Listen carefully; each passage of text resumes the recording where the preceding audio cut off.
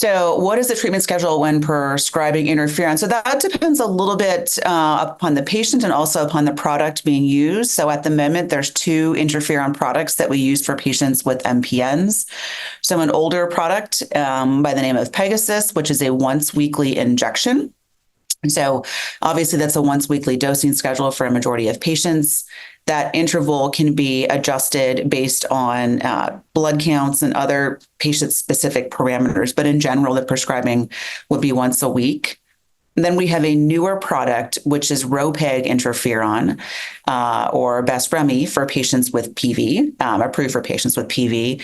And that particular therapy is an every 2-week dosing schedule. And so there is a little bit of a difference there from a patient perspective, just in terms of how frequently some of these interferon-based products are being given.